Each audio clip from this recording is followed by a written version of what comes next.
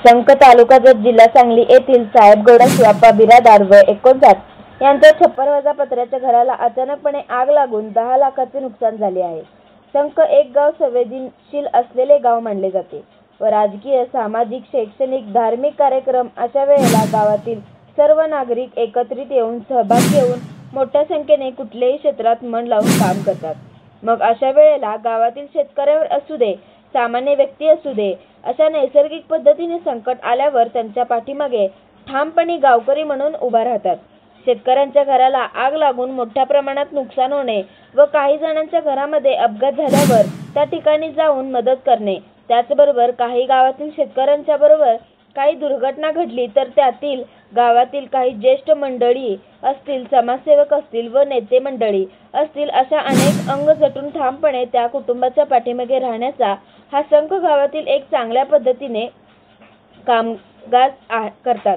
एक हात मदतीचा हात नव्हे तर माणुसकीच्या दृष्टीने समाजसेवक श्रीशैल बिरादार व साबू बिरादार, महेश बिरादार, विठ्ठल पुजारी, यल्लाप्पा निगडी, मारुती कोळी, मनोहर बिरादार त्यांचे मित्रमंडळ देखील मदतीचा हात म्हणून नव्हे तर कर्तव्य म्हणून साहेबगौडा शिवाप्पा बिरादार यांच्या कुटुंबाला संसार उपयोगी साहित्य, या कुटुंबाला धीर देण्याचे काम यांनी केले।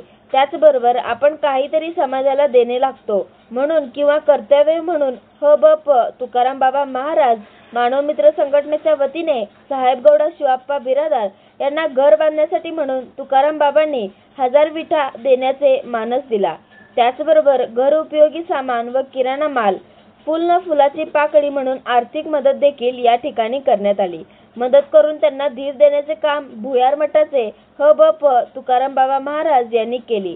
त्याचबरोबर संख ग्रामीण बिगर शेती सहकारी पतसंस्थेचे chairman Rajendra Halkude, vice chairman Shivappa Pujari, संचालक व कर्मचारी यांनी घटनास्थळाची पाहणी करून मिक्सर, कुकर, स्टील व जर्मन डबे, पातेले, बादली, हंडा, ताट, प्लेट, तांब्या इत्यादी संसार उपयोगी साहित्य व किराणा सामान देऊन त्यांना धीर देऊन यांचं पूर्ण घर सर्व साहित्य, कॉम्प्युटर, लॅपटॉप, मुलं जी शाळा शिकतात ते, त्याचबरोबर धरणग्रस्त आहेत ते, त्यांचा देखील दाखला देखील त्यामध्ये जळून खाक झालेला आहे आणि त्या अनुषंगाने त्यांना येणाऱ्या काळामध्ये ते कागदपत्र उपलब्ध होणे आणि त्यांचा परत संसार उभारण्यासाठी या ठिकाणी संख ग्रामीण बिगर शेती पतसंस्था या संस्थेने देखील माणुसकी जोपासत आज त्यांना पूर्ण म्हणजे सगळं मिक्सरपासून कुकरपर्यंत सगळे लागणारे भांडे या कुटुंबाला त्यांनी मदत नाही तर कर्तव्य म्हणून केलेलं आहे। खरोखरच त्यांचं कौतुक करावं तिथे थोडं आहे की अशा संघटनांनी देखील अशा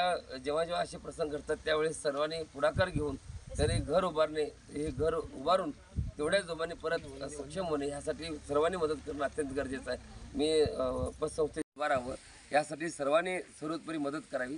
आम्ही देखील श्री संत बागडेव मानव मित्र संघटनेच्या वतीनं त्यांचं नवीन घर बांधण्यासाठी 1000 विटा देण्याचा मानस या ठिकाणी आम्ही घोषित करतो आणि गावातील देखील प्रत्येक व्यक्तीने अनेक संघटना आहेत, कारण एखाद्या वेळेस माणसाचे एखादं घर जळालं तर ती व्यक्ती असं कोणाकडे घराकडे जाऊन म्हणत नाही की बाबा माझं घर जळाले मला मदत करा, पण अशा वेळेस माणसाने माणसाला मदत करणं अत्यंत गरजेचं आहे।